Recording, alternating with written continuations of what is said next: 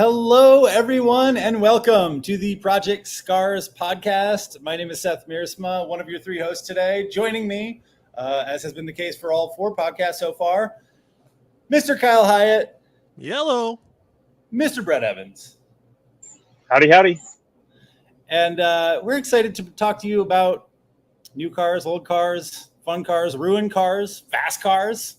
I don't know if we have any slow cars today, but every kind of car imaginable. Before we do that, I want to talk to you about the Project Scars podcast, which is presented to you by CARiD.com. Fix it, upgrade it, customize it. CARiD.com is your car parts destination. And it's also brought to you today by the CARiD Drive blog, where you can find amazing stories about cars, owners, incredible builds, unbelievable driving adventures, and get inspired for your next automotive project. What a seamless segue into that intro. What did you think? I mean, crushed it. Unbelievable. Well done, me. Yeah. Best it's ever been. Teflon Don over here. So let's see. Do we have anything to catch up on before we launch into the actual pod, the car talk? You guys do anything interesting this past week, this weekend? I mean, it's not cars. I bought a bicycle for the first time in like 7 eons. Solid. Yeah, I can go ride my bicycle with my wife, who has an e-bike, and so she'll like totally smoke me at any and all times. But I'm excited. It'll be fun. That's nice. What kind of bike did you get? It's a 1994 Klein Fervor, which is I hate the word fervor, but Fervor.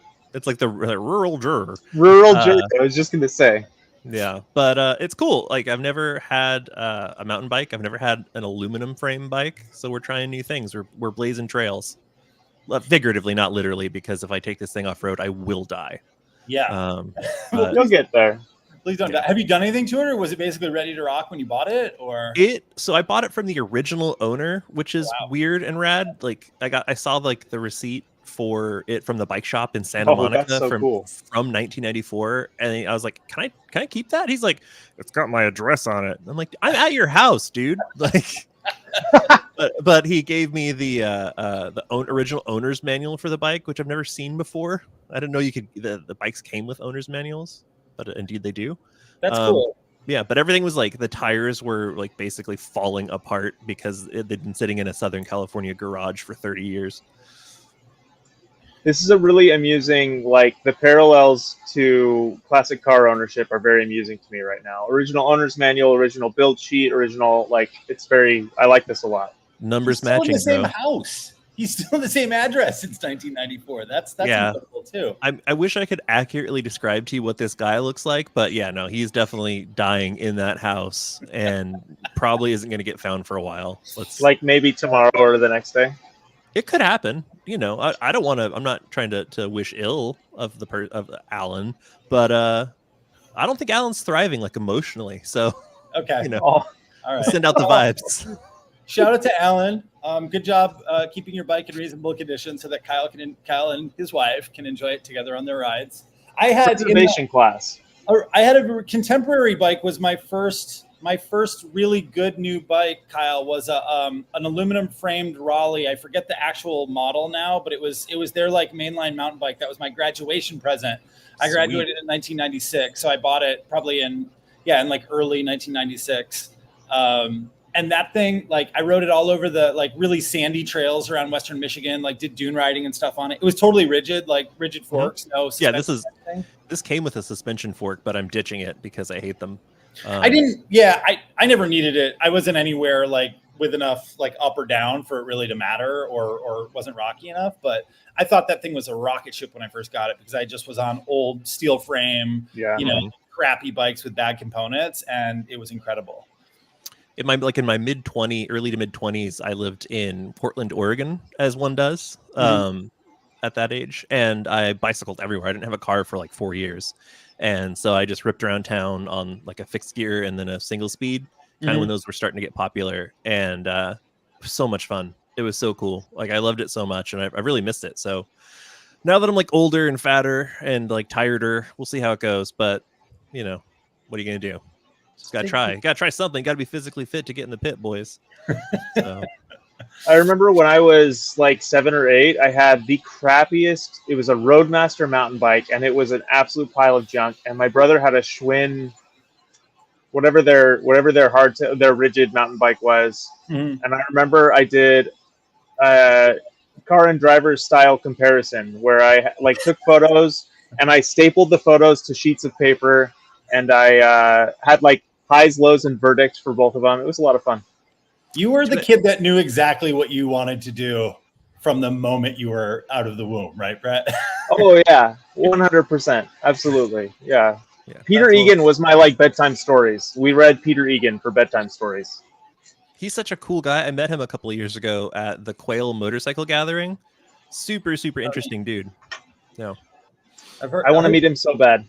Heard I him love in Redmond, but I've never met him that I recall, anyways. But yeah, one car related to bring us back to four wheels and automotive footnote to the Raleigh that I had was I brought it to college and you know I rode it around, like stayed in my apartments and stuff, but then died an incredibly tragic death in the trunk of a 1984 or 85 Chevy Cavalier Eurosport. Self-inflicted wound. I won't name names. A good friend of mine and I were trying to drive the car backwards in preparation for a stunt that we were trying to undertake. Lost control of the car, hit a tree, and just like made a wedge-shaped dent in the middle of the trunk that I assume cut the bike in half. The trunk was inaccessible, and clearly we were going to leave it so the police wouldn't find out who did what we did. Or were you trying to learn how to Rockford or something? We were going to jump the Eurosport backwards off a ramp. Sick. But unfortunately, we crashed it first. So probably that was somebody looking out for me. Was that the last time an angel touched me on the shoulder and said, "It's happening to you this week"? So it's really strong. Like you want to get lit and jump off the roof of my house energy. Yeah, absolutely. But in a car. Perfect. Perfect.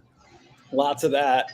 Right on. So yeah, well, and I guess that's a decent segue because that was in fact one of the first project cars. That we'll have to hit that chapter. There's a whole chapter called Car Magnum in my automotive upbringing that we'll get to at some point. But we also, of course, want to talk about the project cars that we're working on right now. And in fact, that's sort of the focus of this episode for those of you listening, watching at home. We've talked already a little bit about, I think all of us had, about cars that we own and that we're working on and that we're driving and stuff. So we're going to talk a little bit about what we've been driving this week.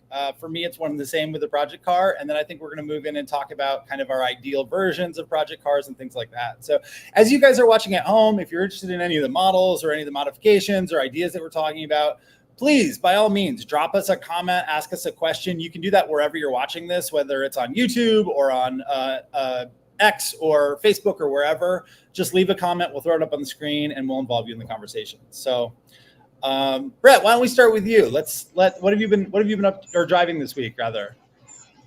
This week, I just got out of the Volkswagen ID4, which is a perfectly cromulent electric SUV. Does the job just fine.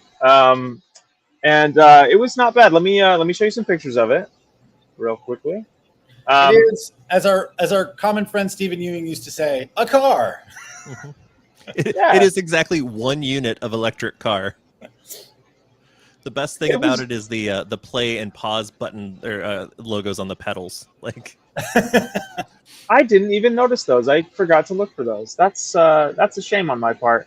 I will say, so the one thing this car does absolutely terribly that I cannot forgive it for is it has the weirdest ride. It like rides so rough and so harsh over like little city bumps, but then once you go through dips and stuff like that, the bottom end completely the rear end completely bottoms out, and you're like, I was telling Noah that like it will drive me to have poor posture because if I sit normally with my head kind of up against the head restraint, my head is like rocking back and forth the whole time. It was terrible. Otherwise, it was not bad. You know, like the interior is comfortable. They did some updates to the infotainment that make it a little bit better, which is nice. And I got 200. What? This was the Pro S rear wheel drive. So this is the longest range variant. Has 227 horsepower, I think, and it was fine. It was totally adequate. And then I did a solid like 280 miles with 20% left in the battery. Cool. So yeah, it was perfect. It was a completely adequate vehicle. I kind of think the way the thing looks is pretty charming. I think it's really appealing in a lot of ways. I love this color. This like little like moonbeam blue color is gorgeous. So yeah, I got nothing against it. Definitely, probably not the one that I'd pick unless it was a screaming deal, but you know, just fine for the people who buy them.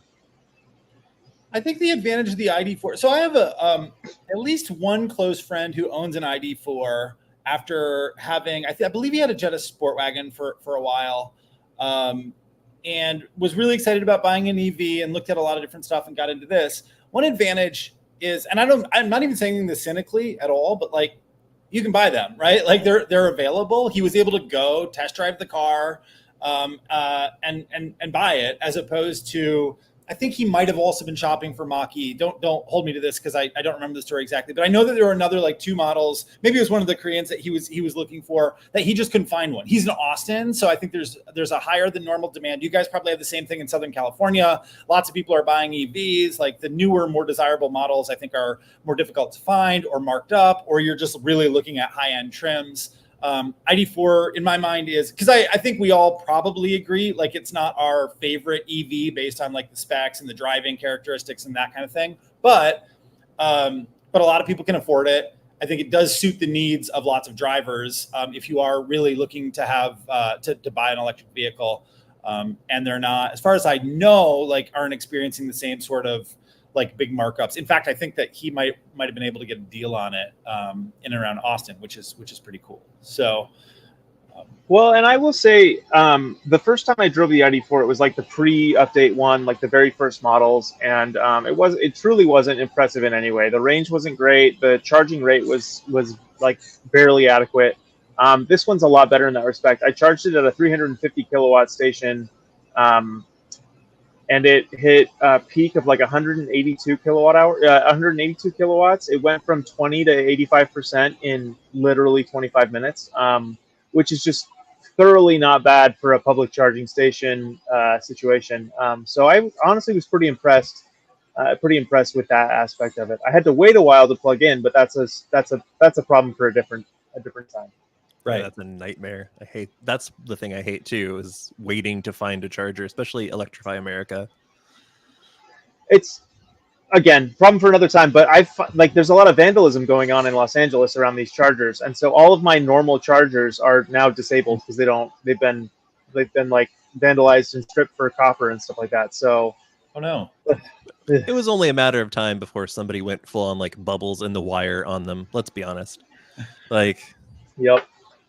There are quite a few EVs in my neighborhood that I see parked or see driving around or something. And I don't have a charger set up in my garage yet. My garage is 100 years old and it needs to be, has to have new power lines run out there before I can do any of that.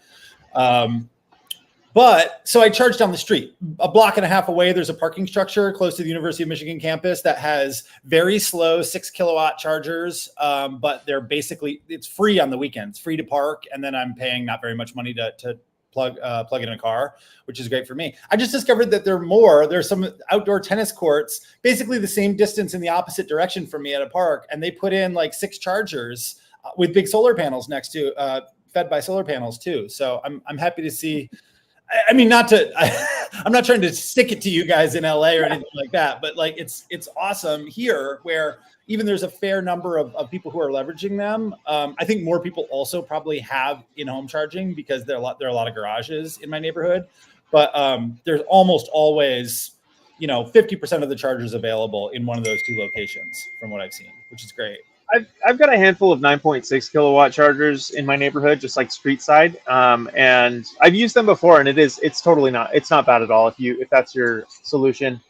The other thing that I usually do whenever I have an electric car is I just plug it into a 110 every night, knowing full well that it's not going to fully charge, but it's going to give me the 30 or 40 miles that I need for the next day. Holy beetle. Sorry about that. This time I didn't do that. I was like, I'm not going to use the street side ones. I'm not going to use my garage. I'm just going to try the public high-speed charging just to see what it's like.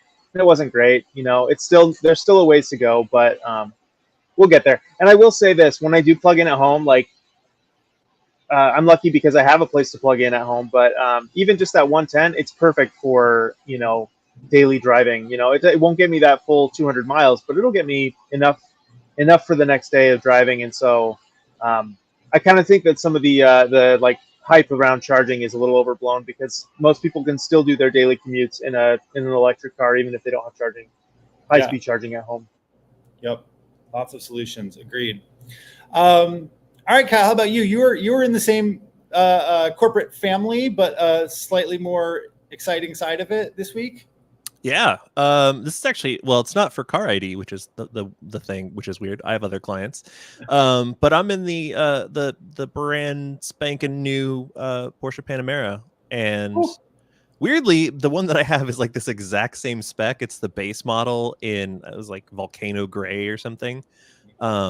Just super like, as Porsche does this thing with their press fleet where, like, you know, most manufacturers will do like every option in the book, crazy expensive, top trim, blah blah blah, and they'll, like, you know, send those out because they're the most impressed or whatever. Porsche will do that, and then they'll also just send out like the most basic base models with like hardly any options, which I love. I think it's really rad, and this is kind of like that. So yeah, this thing's awesome. It's so good. It's got air suspension as standard. It's the V6 is fine. It doesn't even sound terrible, which is some kind of miracle. The interior is excellent. The Bose stereo is perfectly serviceable. I think this generation, I think, looks great. Mm-hmm. Yeah, I mean, if they only offered it in the Sport Turismo still, Yeah. I mean, I would have zero complaints, but no, it's phenomenal. I love the Panamera. What's the output on the V6 in this? It's like 360 or 380 or something like that. It's not a ton, but it definitely feels like it'll get out of its own way. The e-hybrid V6 puts out like 500 horsepower or something stupid, and that's actually like, that's the way to go. Like, spoiler alert, don't buy the base non-hybrid. Like, it's the power and economy gains you get from having that PHEV drivetrain is massive, and it's really good. The current generation of like Porsche plug-in hybrids is one of the best, I think, that you can buy in terms of how it's integrated with the gas motor. Mm-hmm. Like, you can do freeway speeds in electric mode for like, and you know, it doesn't care like how fast you're going, and the transitions are really smooth and stuff, but this is good. It's really good. It's been years, but the last Panamera that I drove out of the press fleet was a base non-S Panamera V6 as well. And I felt roughly, I mean, and so we're talking about like, yeah, around the start of the previous generation, or maybe it was right. a model year update for the previous generation. And it was such a nice, like, relaxed, it was just a great car to like crush highway miles in. If you're commuting in it, you want to have a Porsche and you're not worried about it being kind of 911 bloodthirsty, then it was really, really, you know, like a 7 Series competitor almost, right? Like, right. But I mean, like, this actually had like the way that they've set up the chassis and stuff, and this is true of the last generation as well, is like they're like legitimately sporty, even in like the tamest versions. Like the steering is sharp, like the chassis responds really well. Like, this thing even stepped out on me a little bit when I just like matted it pulling away from a stop, and that's awesome. Like, it's really cool. That's what, it's such a like trope, but that's just something that Porsche does so well. I remember I had a previous generation base Cayenne, and that V6 was terrible. It was so like agricultural and didn't sound good, and it was just really dull, and I kind of hated it. And then we went up to we were going to go get lunch at like an old ski lodge, and so we were up in the mountains, and it just was like, the thing came alive. It was so good to drive. It still sounded kind of rough and unappealing, but once you had it in the corners, it was so good. And this was a base, like, luxury spec Cayenne V6, and it's just something that Porsche does so well. They make all their cars feel really nice, regardless of the powertrain. Yeah, chassis and suspension is really amazing. And I do think, I agree, like, it's impressive. It's always amazing, of course, when it came in or 911 or Boxster or something, right? Sure. When it's a big car, when it's a 4-door SUV or you know, even like a Macan or something, and it's making you feel kind of that same way, that blows my mind even more than you expect a 911 to be amazing, right? Right. You don't necessarily expect the Panamera to also knock your socks off. So yeah. So I just looked it up. So it's 348 horsepower. It's less than I thought, which is crazy. So just as like a weird sort of parallel, my 21-year-old 911 makes 315 or 320 rated at the crank from a 3.6 liter 6-cylinder, and this thing now, 20 years later, with all of the modern technology, doesn't make that much more, but it'll do 0 to 60 in 4.7 seconds, which That's crazy. yeah, this is a big heavy car. That thing, I mean, but it hustles. The thing that's wild though is how expensive the Panamera is relative to like everything else. Like Yeah. Porsche realizes that it's kind of a niche vehicle. Like the audience for a large, fast coupe thing is clearly pretty narrow. But the base on this one is 102.8, and then if you go to the Panamera 4, which this is $109,800 plus. I think this is pretty low options, but I think it's still like 120 grand. Which I mean, they're what there's. Are there even like a literal like 5 models, like Porsche models that are under 100 grand at this point? I think the only thing that you can do for under 100, the Cayenne and Macan, I think you can both still get under 100 pretty easily. 911 you can't. 718 is going away soon, I think, but you can still get that for under 100. I was surprised though. I was building one the other day, and a 718 with a 6-cylinder is over $100,000 now. You used to be able to squeak in at 85 or 90, and now it's fully 102 to start. So yeah. The base Taycan is 99,400. So yeah, I mean Porsche's really like it used to be sort of the like quasi approachable, affordable like performance brand, but that ship has long sailed. I think they're well, we have to adjust all these, like we have to adjust our brains for inflation too. We talk about this all the time, but of course, like those prices, I haven't done the exercise. Usually when you go through and you do the exercise, like X MSRP today versus even 10 years ago, and then do the same, adjust it for inflation, it's the same or lower, right? So it's not like, and then there are lots of cases, I'm not trying to defend like automakers. There are lots of cases where automakers are trying to get as much money as they can out of people too. Certainly Porsche is very, very good at making money, right? Like they're exceptionally great at getting you to spend stupid money on things that you don't necessarily need, but you really, really want to have in your car. I think that's fine. That's always been part of the brand, but yeah, $100,000 is crazy. The first time that 911, the base 911 creeped up over $1,000, I remember, and that was a long time ago now. That sort of blew my mind. Yeah, I think they can get away with like that sort of stuff, that pricing, and then also like the super a la carte options list, because it's such an aspirational brand. So people are like, I'm buying my first Porsche, or I'm buying a Porsche. I got to do it right. No one's like specking out a 911 being like, we got to go basic on this one, kind of thing. So like they've really figured it out. They're no amateurs when it comes to making that cashish.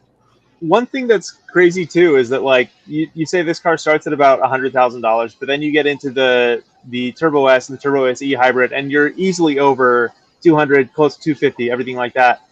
There's a lot of technology and a lot of like stuff that goes into making that price higher, but this is still a $100,000 platform. So like the profit margins on those high trims must be insane. Like I can't think of too many automakers that have a literal like 100 to 150% price increase from the base model to the most expensive.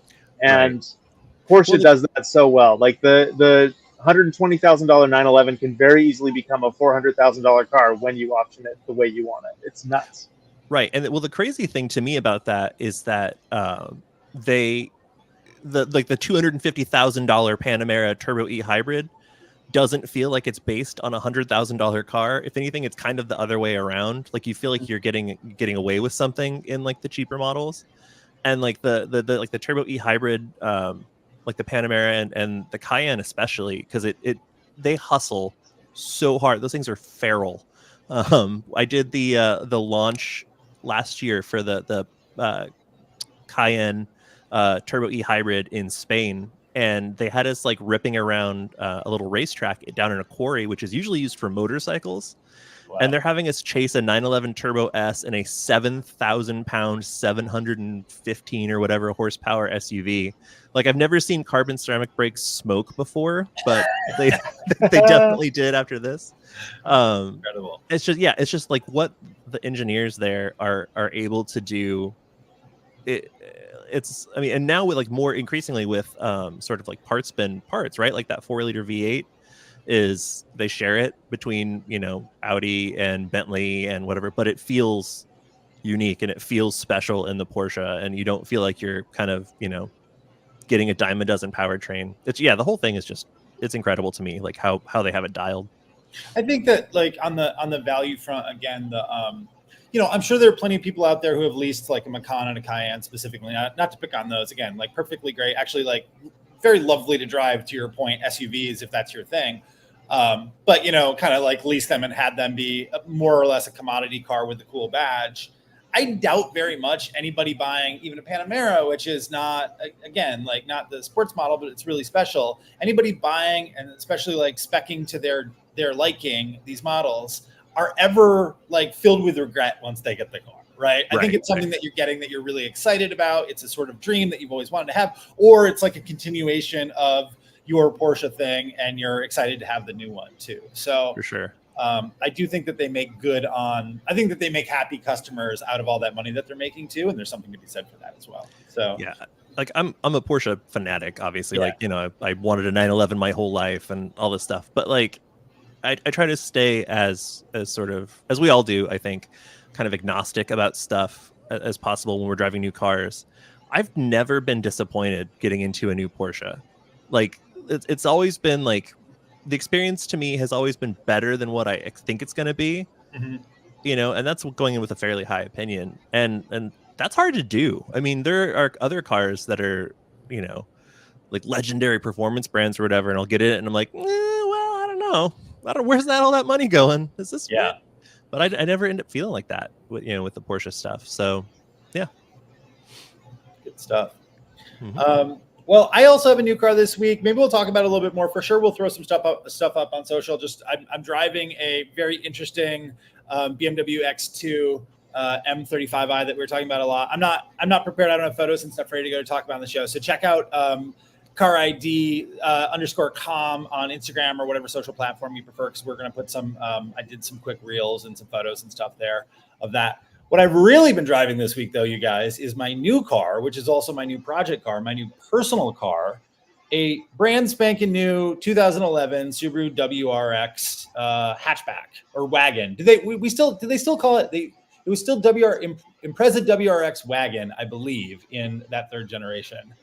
For some reason, thinking that the hatchback moniker was going to sink the sales proposition for the Subaru WRX, but. Let me pull it up. Oh, sorry, I've got to share here. So let me do this. So yeah, I got the car last weekend. It's only been about a week, and I'm really digging it. It's so just to like kind of go over the basics. Like this is a like I said, 2011. The car has about 113,000 miles on it, I think, right now. The previous owner had it for 7 or 8 years, so he's had it for most of its life and did a lot of the stuff that I was concerned with when I started looking for hatchbacks. I was, like some of the big ticket items at around the 100,000 mile mark, where almost all of them are, that I saw anyways, are what you'd expect: timing belt, water pump, all the ancillary stuff that goes along with that. To clutches should have been replaced maybe twice at that point or something like that.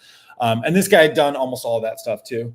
More importantly, I think for me, he didn't do much else. Like the car has got a strut brace. It's got, I keep forgetting, I should have had the list in front of me, but it's basically got some like handling additions to it. The biggest thing that's really noticed, the two biggest things that I've noticed a lot of are, he put the STI, that's for later. He put the STI steering rack in it, and a flat bottom steering wheel that he had made by somebody who makes WRX steering wheels. And then there's a short throw shift kit and stiffer shift bushings in it by a company I think called Cartboy. So it really is like a super short throw shifter, which honestly I didn't think that I was going to love. I like both those things quite a lot, right? It's been literally since this generation was new, since I've been in a third gen WRX of any kind. I don't remember it feeling especially sloppy, but either in terms of steering or shifting when I drove it. But I do know that it wasn't, it there was some play, right? Like it was not the most accurate like steering rack in the world. So I think that both of those things make sense for the car so far. And there's also an exhaust on it. I think he's got a Cobb catback exhaust. I have a Cobb catback exhaust on it, which is medium loud. It really annoyed me at first when I had that experience when I first drove it home of thinking, test drive was awesome. Loved the car, felt great. Like pre-purchase inspection came back great. I was really excited about it. Went, handed him the money for the car, got in it, drove it home, which is a long highway drive for me. And I was like, shit, this thing is loud. Like it was droning on the highway. There's just like, when you're used to driving new cars, especially, like there's just so much more mechanical noise happening, like in a car, one, an old WRX, and two, just an old car in general. Kyle, to your point about like the rattle trap-ness of this particular car, it's like, damn it was really hitting me. And then now I've had it for a week and I don't really notice it anymore, right? Like the droniness of the exhaust kind of fades away and you get used to it a little bit, and now it sounds more normal. So I've just been having a blast in it. The car is super fun. Like it has, I can't say this like with absolute authority because like your memory just gets a little like soft around every particular version of a model of car when you've driven all of them. But I feel like this era of WRX and this era of that 2.5 liter, what's the engine code for this box? I should know that. EJ something or other. I think that's right. But there's a big turbo moment in this car. Like when was the last time you drove like a turbocharged car that had that, like the turbo is actually kicking in? So, like when you're like revving up the car, when you're accelerating and you hit right around 3,600 RPMs, like the turbo spools up and you get like that whoosh of power. And I know that's not like the reason that we've changed to, subtler and more efficient turbo technologies is essentially to smooth out that torque curve, which is fantastic for daily driving and sort of dropping the torque peak down lower so that you don't feel it. But dude, it's so much fun too when you're just like hot on it and you feel the turbo kick in and it gets going.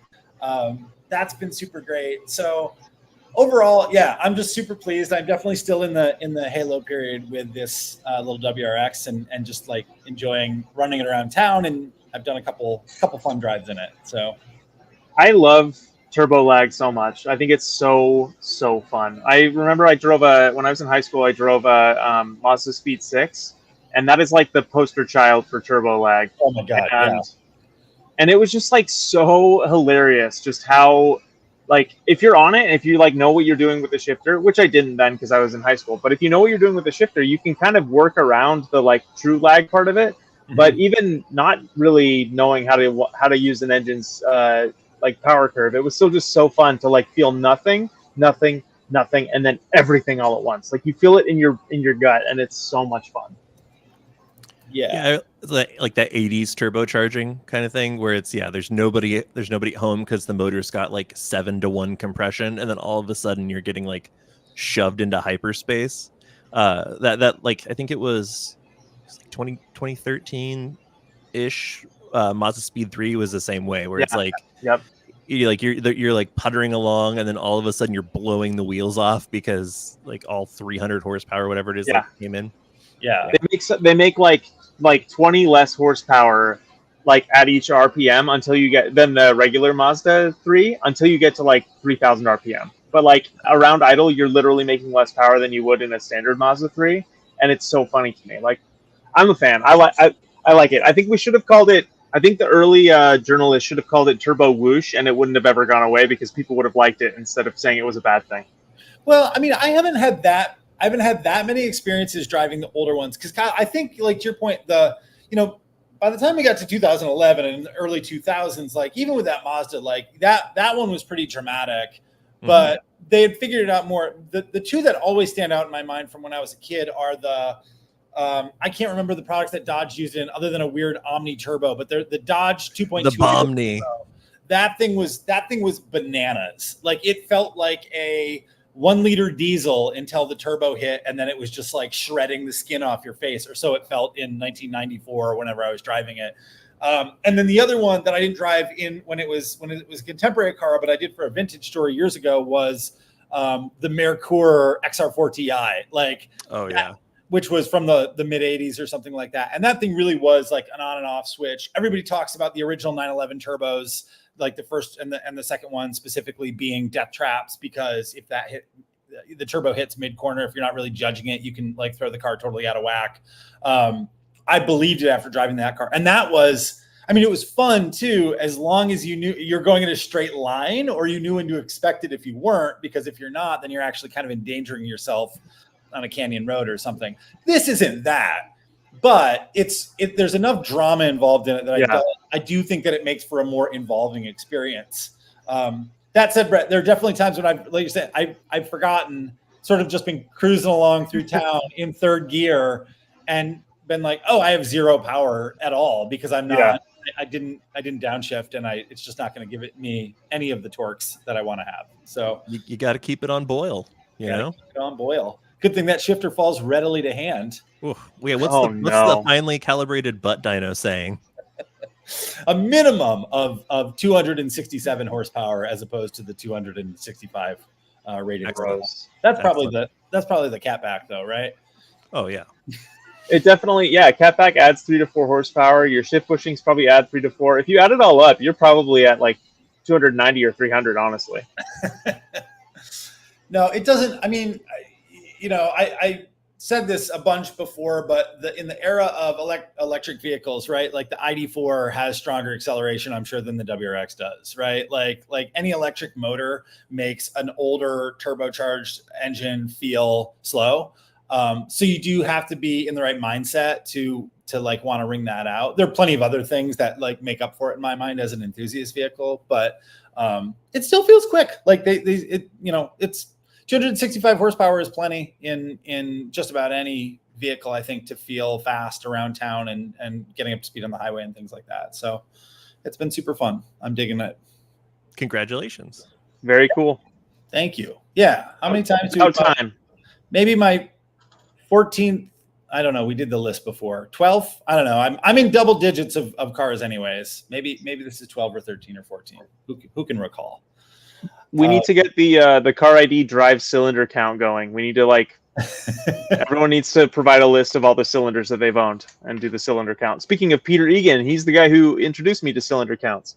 It's the first time that I've been all turbocharged in my personal fleet either. And I'm pretty sure that I can recall, because Molly's got a Q5. That's a 2-liter turbo. And now we've got the 2.5 liter turbo as well. So very nice.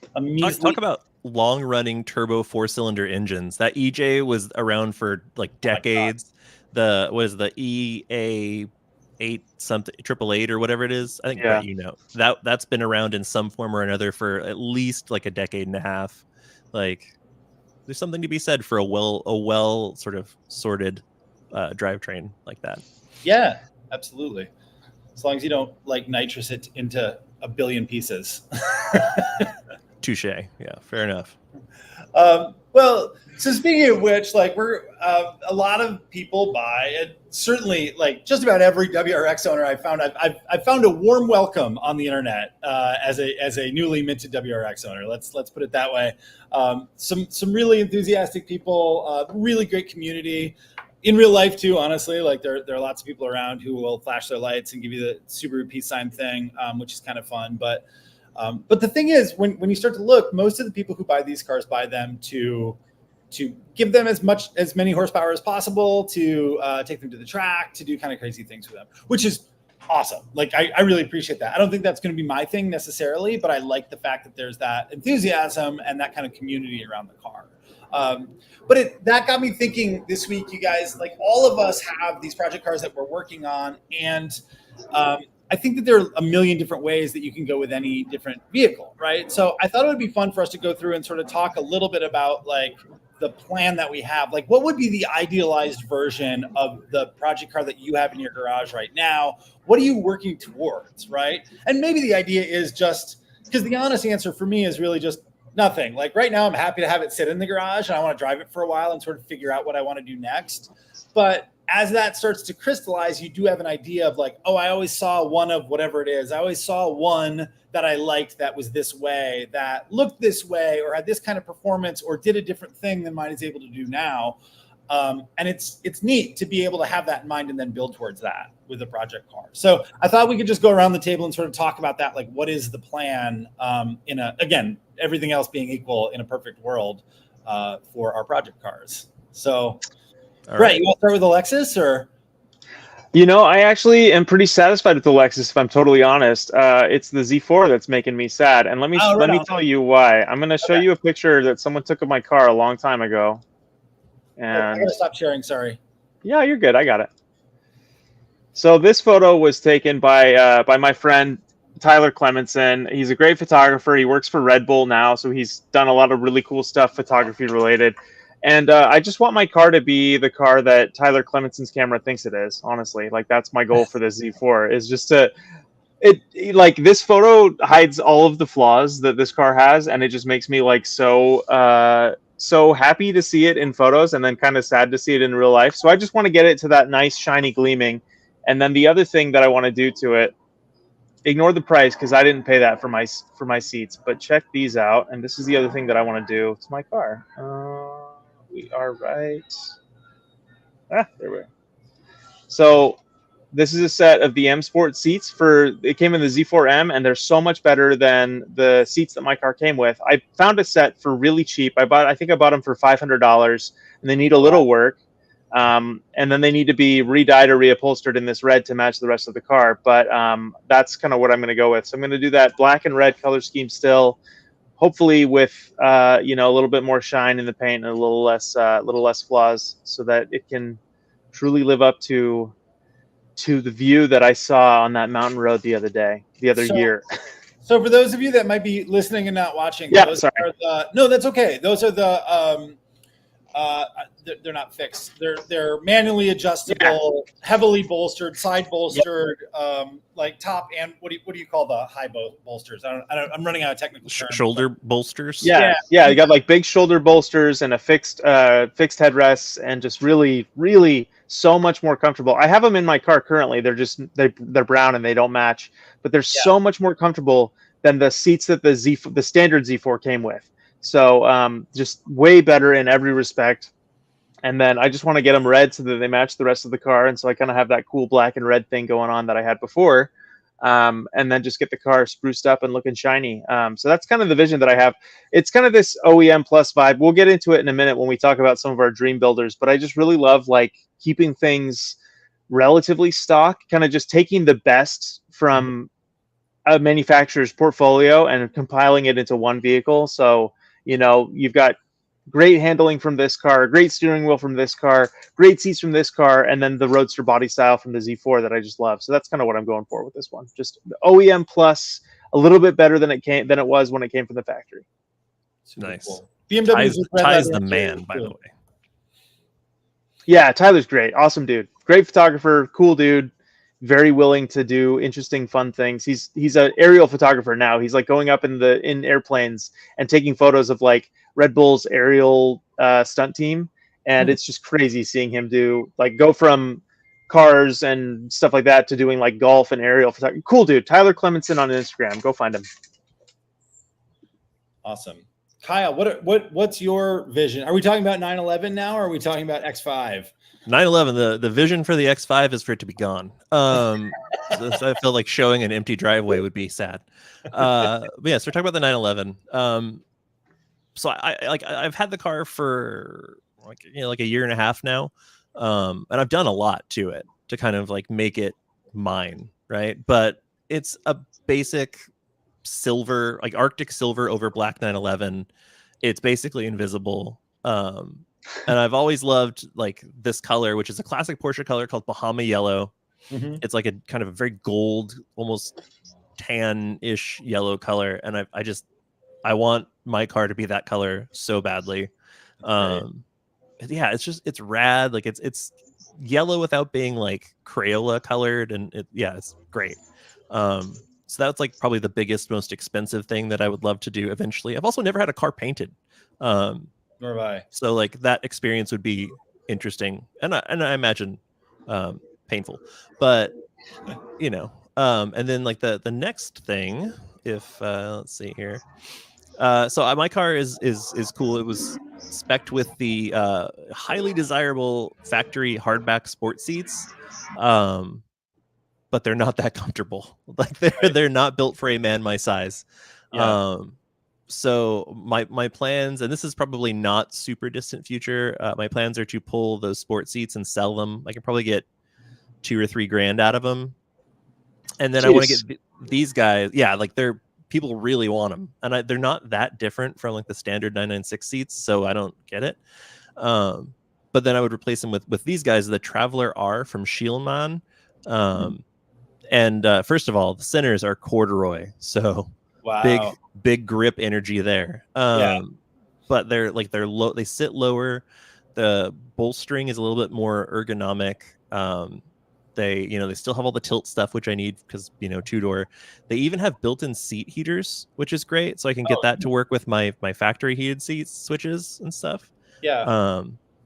Yeah, and so that'd be great. I mean, again, like one of those key sort of touch points in your car is the seat, and if you're not like planted and like comfortable, like you never really start to trust the car, Sure. And that's kind of where I'm at with mine. And corduroy. Have you tried these these seats from Shieldman yet, Kyle? Have you ever been in a car with them? I have not yet, and I want to. They actually have their U.S. They're German, obviously. Yeah. Their U.S. subsidiaries up in Portland. So at some point, I need to go back and visit family friends up there, and I'll probably swing by and try them out. But a couple of people like I think Mike Burrows had a set in one of his cars from Stanceworks, who we'll talk a little bit more later.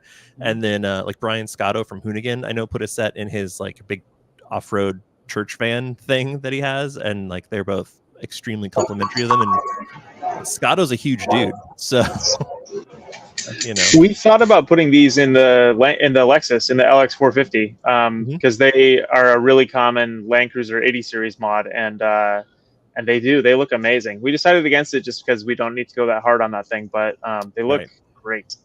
They're expensive because seats, but I think they're like $1,600 a piece, which I mean, for considering like fully adjustable and heated and stuff like that, it's really not crazy. You can get it with armrests if you want too, which obviously I don't need for my car, but the lap of luxury. But dude, if you're recouping, like call it 70 to 90% of that. Yeah, totally. Like with the sale of your existing seats, then that makes it a lot easier to swallow too. For sure. I'm so curious about this because I've never done it. And I've sat in models of car that have different kinds of seats that are available from the factory. And I know that like they can fit you in really different ways, right? Kyle and I are both really tall, so we've experienced this a lot.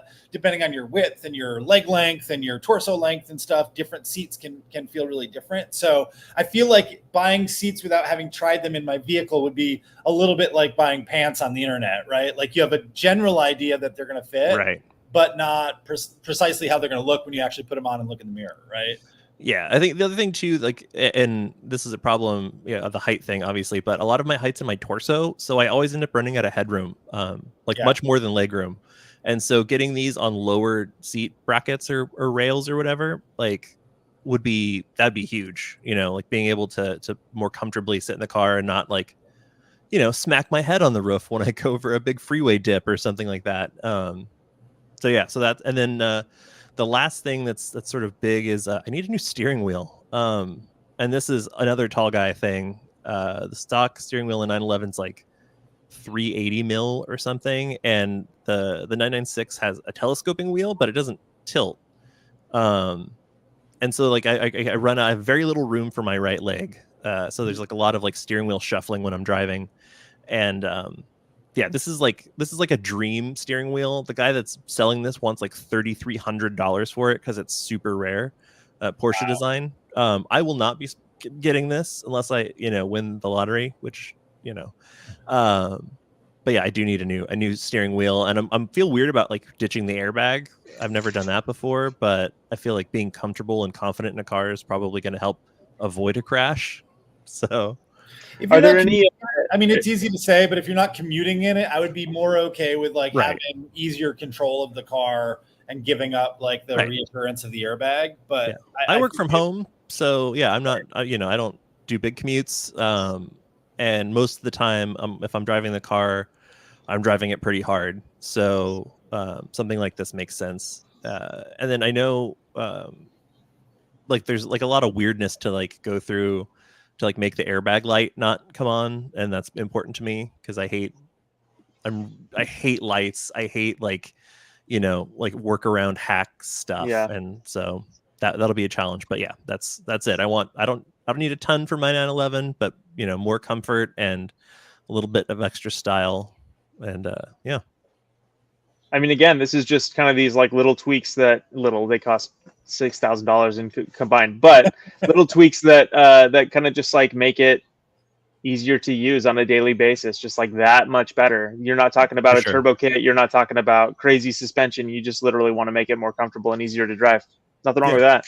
I mean, I already have the suspension. like, so, like one of my like COVID purchases for myself, when I saw my 401 tanking, I emptied it out and I bought a Rolex, which was great because I then made like $3 or $4 grand on it. Nice. And I used that to buy a set of Olin's coilovers for the car, which I like a lot more than I liked my Rolex, and I like my Rolex a lot.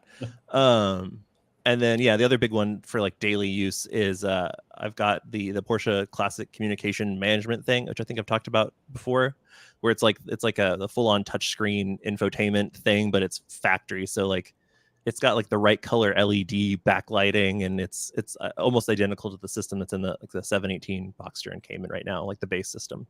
But yeah, between like those things, it feels like a new car. That and good tires, but yeah.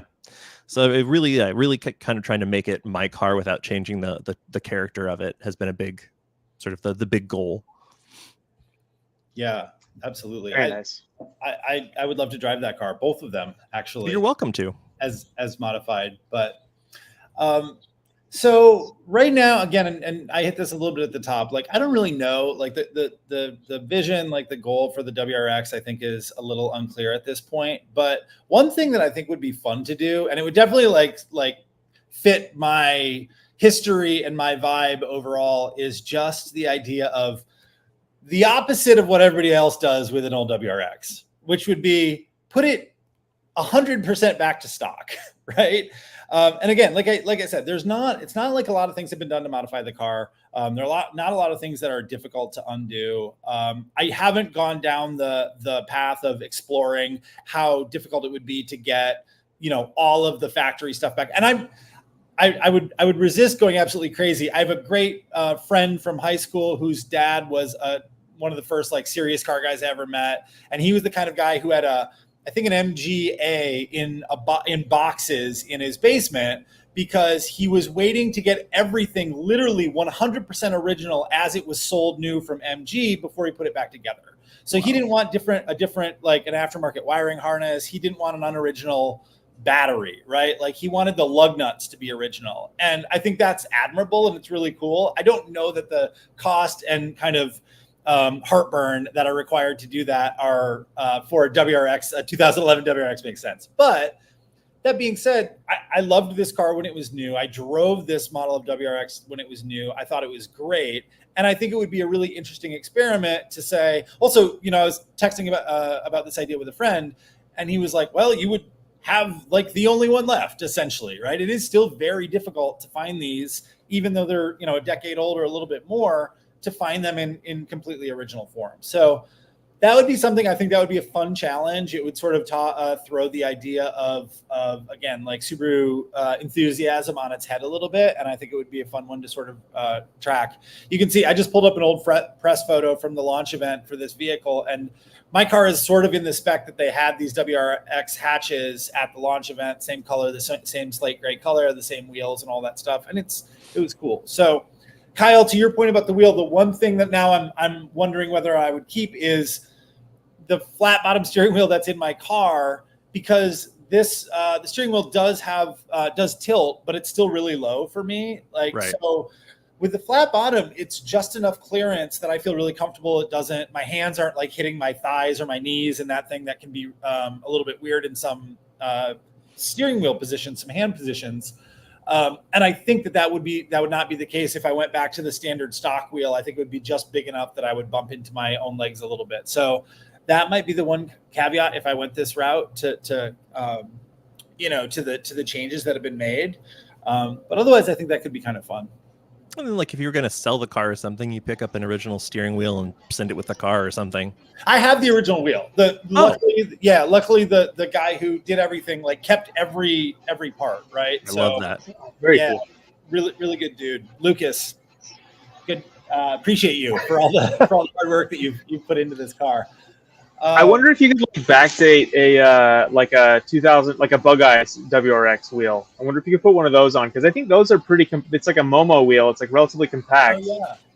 I wonder if you could if it would even fit on the steering shaft, or if it would play nice with the airbag module or whatever.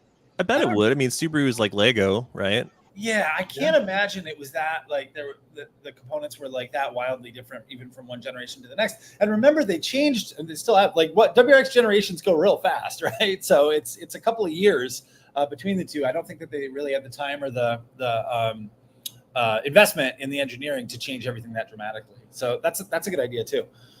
All right. So beyond that, and I guess we can move into the next topic too. I wanted to, we have been internally, as the team responsible for bringing CARiD Drive to you, we've been focused a lot on finding really interesting owners, finding really interesting people who are building cars and are modifying cars, right? Who are inspirational to us, because we think that they're going to be inspirational to you too. So as a way to wrap up today, since we've been talking about project cars, I thought it would be really fun to talk about some vehicle types or some specific builds or some builders that we find really inspirational as well. So Kyle, I know that you had a ton of them.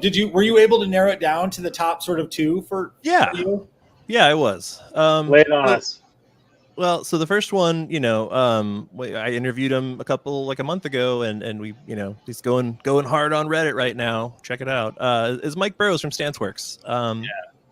That guy is, first of all, he's got the work ethic of a plow horse, or he's just he's 7 days a week, goes in, works on the car, goes home, goes back. That's not for me, but I like that he does it.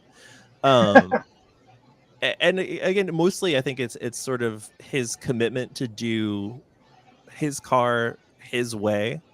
When he first announced that he was going to rip the Ferrari engine out of his 308, everybody was, the internet was lit up. The people were livid. But ultimately he's it's my car. I don't care. I'm doing it. And then what he ended up making sort of this out of this vision is incredible. It's there's nothing else like it. It's a total labor of love. He had to learn a bunch of skills to do it. Yeah, I mean, it's rad. He's and he's also just a really nice human being. And that can't be, you can't discount that, I think, So big thumbs up, big shout out to Mike Burrows. And then so my other sort of inspiration builder isn't a car builder. He's a guy I've met a few times in downtown LA. Especially when I was doing some work at the Peterson Museum. But his name's Max Hazen, and he is arguably one of the most incredible artist fabricator guys I've ever seen. The work that he does is unparalleled. It's all by hand. It's all in this little tiny shop on the third floor of a crappy warehouse building in downtown LA. He's taking an engine from the 1950s, throwing a supercharger on it, custom building a frame, and these giant fenders, and they're just, every detail is perfect. Everything is exquisitely done, and it's all just him doing it by hand. And again, there was a matter of him learning this craft, learning this trade, and to have that kind of singular clarity of vision and the willingness to sort of push an envelope like that is, for me, somebody that's generally pretty restrained when it comes to car mods and doing stuff like that, is super inspirational. And also just a really, really nice dude. So quickly, Kyle, again, for people who are maybe listening after the video, like we are talking about, Mike Hazen is doing all motorcycles. Is that right? Or Yeah. So Max is he's only doing only motorcycles. Yep. He like most of them are barely rideable. It's really like really like sort of art pieces. So there's again like incredibly beautiful handcrafted like fully from stock like wheels and frames and handlebars and seats and stuff, and like the engines will come from, he built one with the engine from like a Vincent Black Shadow, I think, which is Wow. in and of itself like a $60,000 motorcycle engine. Yeah. I think he found it like a box of parts and like put it together. There's stuff like that, and he's just this one dude doing it by himself, and again, like super humble, super thoughtful guy, and honestly, like it's almost superhuman, like the kind of stuff he's doing in that little shop. This is incredible. So I don't have the vocabulary to describe, like, I think you're right. Like, cause this doesn't really, the words I'm going to use are incomplete. Right. But it's sort of like almost a bobber idea, but like rendered in a completely different art form. I think they're really incredible. I encourage everybody to, I can't see it right now, but maybe somebody can read out his actual Instagram handle, but to check out his Instagram page. Yeah. It's just Maxwell Hazen, MaxwellHazan on Instagram. These are really, really super cool. And I think one thing, because I'm not a motorcycle guy, like in terms of, I rode dirt bikes when I was a kid and then it kind of ended there. But I always have really appreciated, especially like the super high end custom motorcycles, because my heart is always with things on four wheels and with cars, because I can experience them in a different way. But on a motorcycle, like everything is there. It's all on display, right? Like every piece of it, every piece of the machine can be made available for you to look at it as well as experience while you're riding it, right? And I think that there's something there that I like about watches that like falls into that too, where you're like, it's this smaller machine, it's very intimate. And in this case, like every piece has been really well considered, it seems. Just lots of finishing work and crazy detail in something that does not have to be particularly well detailed to be functional. Like I appreciate all of that. Even I'm just being introduced right now, but you can just tell that there's a tremendous amount of consideration in everything that you're looking at. That's what I love about motorcycle building is, like, especially in modern automobiles, like you pop the hood of a modern car and there's a big plastic cover on the engine, and it's kind of designed to be interesting and blah, blah, blah, blah, blah, but it's not actually the engine. With a motorcycle, my motorcycle is not a great example because the engine is kind of just thrown in there and there's wiring everywhere. This guy is like literally considering every single piece, and it's that amount of detail is crazy to me, that he's making tiny little bits and bobs on the engine, making sure that they're perfectly polished and perfectly matching the aesthetic. It's awesome. Yeah, and I mean he's like hand producing everything. Like, if you see something that's like the triple tree, the clamp that holds the handlebars and stuff, he's sitting there on a milling machine in a lathe, like like eyeballing it, kind of just, it's just unreal. And sort of to that point, I love motorcycles in general. I'm building one, not to the standard, obviously, but I like the clarity of sort of purpose. Like there's no room for things that don't need to be there, like in most cases, like everything has a function. Like you have to have two wheels, you have to have an engine, like the frame has to support you and the engine, and there's these engineering concerns. And I mean, for Max, again, like most of his stuff is not, they're like museum pieces, like they're not going to get ridden a lot, but like this, again, it's there, it's all there. Like you can fire them up and ride them and stuff, and that's really cool and really difficult to do, I think. I love it. So maybe in the same vibe, I'll go next, because I want to talk about Singer. I think Singer's been talked about a lot. Singer Vehicle Design, founded by Rob Dickinson, has been around for quite a while now. They've been doing some insanely high end. What do they call them? Not recreations. It's reimagined by, right? Yeah. So like old 911s that have been like, basically like thoroughly redone, everywhere, like better performance across the board, like incredible finishing. But the thing that has always struck me, and this is the real inspirational part for me, is if you find or can stick on any photos from the interiors, right? There's so many cars that I've loved driving and that I've owned over the years. This thought really hit home when I had my E46 ZHP, my coupe, right? Amazing car. Like there was really nothing that I wanted to change about the way that the car drove. Like it had plenty of power. I loved the way that it handled. It was really analog. I just dug it, right? The problem with the car, I mean, and there are cosmetic issues with the outside that could be fixed too. But what I really wanted was, I thought this car, like a 911, in my mind, deserves to like be treated lavishly, to have like a truly like world-class environment to drive it in, right? So why aren't there people like the people at Singer who are doing this, who for customers, and I'm sure that they exist. So first of all, for those of you out there that are doing this work, like reach out to us. If you hear the podcast or watch the podcast, let us know. We'd love to talk about your work or see your stuff. But at the time, you know, and now obviously talking a lot about WRX, like I think that there are so many amazing, fantastic Japanese cars out there. I think that that are from the 80s and 90s and 2000s. I think that we've all talked a lot about like cars that we love that are really affordable right now, that are from 20 years old or something like that. Doing something like what Singer is doing with both interior design, their material quality, they just like amazing work in the detailing with metalwork and fabric, color selection and all that stuff. Doing something like that in an E46 sounds ridiculous because we're talking about like a $10,000 car or an $8,000 car, even on some of the more performance-oriented models, right?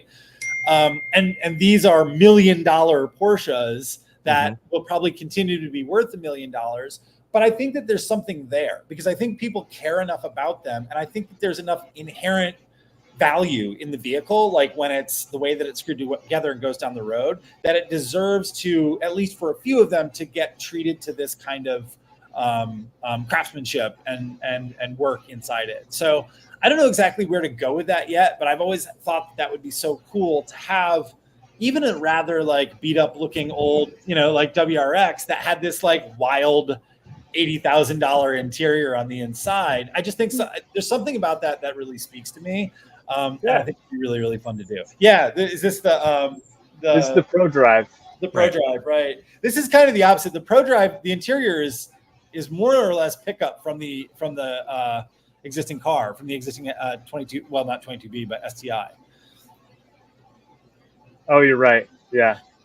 Which is also cool. I mean, that's not totally fair. They have new seats and new infotainment, but when I drove this car at Goodwood Festival of Speed 2 years ago, and I'll tell you that everything that feels special about the car is under the hood and behind the wheels, and the interior feels fine. It's cool, but it feels like a nice version of like a well done SEMA car or something, like a really well done resto mod. It doesn't feel special in the way that like Singer makes you feel special when you're inside the vehicle, or Icon, or, you know, name a few of these other brands that do these incredibly high end resto mods of iconic vehicles and really lavish a lot of attention on that. I think that there's a lot to be said for that. But Icon's a really good example of that because Jonathan Ward is a maniac, especially like the derelict cars where they're just sort of one-offs.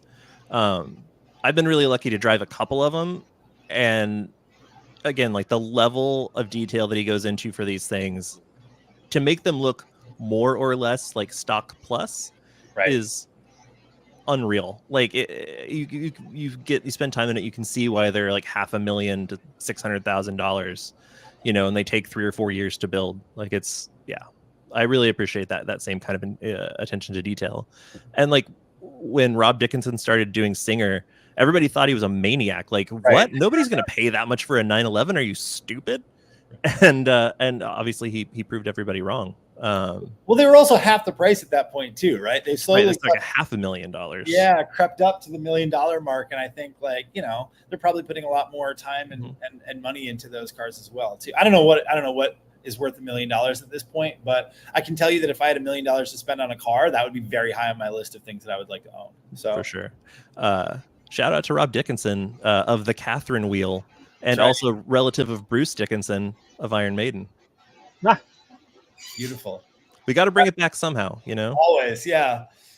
All right, Brett, what's your inspiration?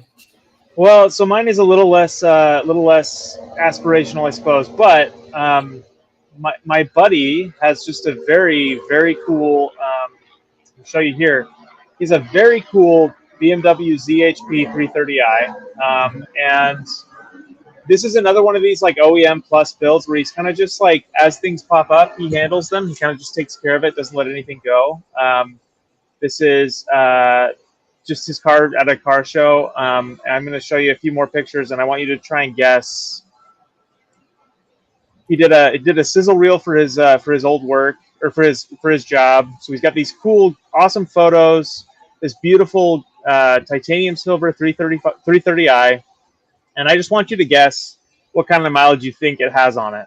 Well, number one, can I just say that this was the color of my ZHP? I had the same wheel. I had the coupe, not the 4-door. The paint quality on that car looks insane. That looks incredible. I don't know if he's had it like resprayed or redone it, or if it's just like hasn't been resprayed yet. It's just been pretty well maintained, and he does pretty good, you know, with like washing and waxing and stuff like that. So yeah, I think it's one side of it has been resprayed because it got keyed all the way down. But the rest of the car, most of the panels are very, very factory original. He bought it with 90,000 miles 5 or 6 years ago, and I just want you to guess what mileage it has on it now. 180. I'll go under. I'll go 150. 282,000 miles on this car. Wow, excellent. That's impressive. Just to drive that many in that time. Well, that's the thing is like it's not a garage. So here it was when it had 270, and that was a year ago. And he drives it everywhere. He goes all over creation with this car, and it's mental. It's just he's kept it so well, and so I really admire that. Like first of all, that it's just in such good condition already, but then also just that it's been maintained in like relatively like OEM style condition. And just so that you know, I just want to show you one more photo so that you know it's not a complete garage queen. It does actually get used pretty regularly. We took it out to El Mirage a couple of years ago and just like tromped on it, just absolutely hooned this thing to within an inch of its life, and it still is just in great shape. So that's kind of the inspiration. And then I also would be remiss not to bring it back home a little bit and mention this guy. So this is my other half, Noah, and he is insane and very detail oriented when it comes to his cars. He just bought a second Mini Cooper, and he kind of just again like takes. He has like a electronic copy of the Mini accessories, the original Mini accessories from 2005, 2006, and he just like flips through and he's like, I'm gonna get the driving lights for my car, and he buys the 2006 era driving lights and these like grill badges that you could get for your car back in the day. He buys the grill badges and puts them on. So just this like very granular attention to detail that with my poorly maintained, neglected vehicle, like I really aspire to that kind of mentality of just keeping things nice and taking care of things as they pop up and making sure the car never gets as derelict as mine has. Josh CVT is impressed by either the ZHP or the Mini, or it looks like maybe both of them. So Josh, thanks for watching. But why not? Yeah. Brett, when I saw that photo on Instagram that Noah did the red box, that's incredible. And I've got a new you're gonna be mad at me because I've got a new obsession for him if he hasn't already thought of this yet. Uh-oh. One of my favorite things in the world is, and everybody likes this, like I love old magazines. I love old advertising in old magazines. And this, I believe, is from the first run of at least when Mini relaunched as a brand. I think globally they did this thing with the red frame, right? Around the launch window for the US, which was slightly after when BMW bought the brand and they brought it back out in the UK and Europe, they were doing some of the most incredible like in-mag advertising that was like trifolds, quadfolds, like big things that came out, games. There were cars that punched out. There was all this like interactive advertising collateral that was, this is the same campaign stuff. I don't know the agency that did it. We should really track this down. This would be a fun story. But But finding those books, those magazines that have Yeah. the original ads in them with all the different, like if you could get some sort of database of all the all the collateral that they created, that stuff it's just like amazing ephemera, because everybody either didn't pay any attention to it or popped it out and like played with it. They folded up the paper car and had it on their desk, and then it got thrown away when they moved or the kids or whatever. That stuff is really, really cool. And I think if Noah is getting like deep in the weeds of the mini stuff, he seems like the type of person that would appreciate that a lot.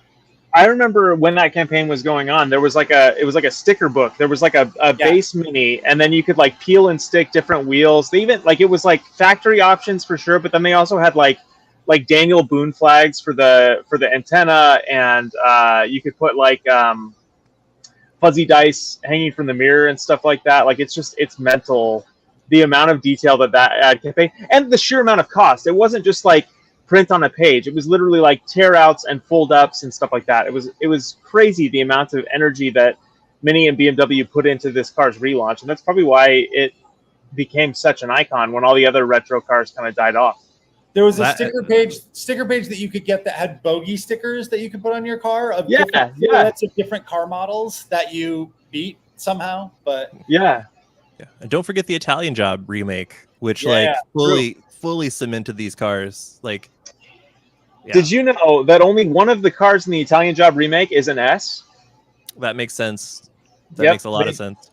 Charlize Theron drove the S, and the other two just drove like highly tuned standard cars. That's like finding out that the M5 and the Final Chase in Ronin was actually just like a 535. And, and then you can't go back and live in the time before you knew that, and everything's bad. You think they were going to do... Well, I guess the E34 M5 wasn't that valuable then, so it wouldn't have been totally out of pocket for them to destroy a real one. Plus, John Frankenheimer's got money. What's he, R.I.P. But that ZHP was amazing. But man, what a like a ship of Theseus that thing has to be at this point. Like, oh my God, like knowing old BMW life, like, wow, there's a lot of spare parts in that thing. I'm trying to think what he's had to do major. So like, it's had a couple clutches, I know, but the engine's intact. The engine hasn't been apart completely. The DISA valves have been replaced. The Vanos has been updated, but like by and large, it's actually been decently. I think part of it is like it's getting used regularly. So much of things that happen to old BMWs happen because they sit, and this one's getting used pretty regularly. The rubber and the plastic are all staying like relatively like moist and not drying out and cracking. I think that's a big part of it. But no, it's definitely been through a lot. Like the subframe had to get reinforced and welded a couple of years ago, and that was a big deal. But definitely been through a lot. But still, pretty. At a minimum, he should rest easy, knowing that if he decides to move on from the car around 300,000 miles, certainly one of the three people hosting this podcast today is willing to buy it from him, I'm sure. Yeah. Probably there'll be a bidding war. All right, y'all, listen, this has been super fun. Really fun topic. Thank you everybody for watching. As ever, you guys, if you're watching this on YouTube, please like and subscribe to the channel. Leave us a comment if you're watching this after the fact. We would love to go back and answer that. And if you're somebody who's into listening to the podcast, just the audio version, or you don't always have time to watch the video, you can find us on all the normal audio streaming platforms, iTunes, whatever the Android one is, Stitcher, Spotify, like all of those big ones, were available all there too. So check us out, subscribe, leave a comment, rating, anything that we can get will help us grow. Brett, Kyle, thank you so much. And we'll see you all next Wednesday. Via con Dios. Have a good one.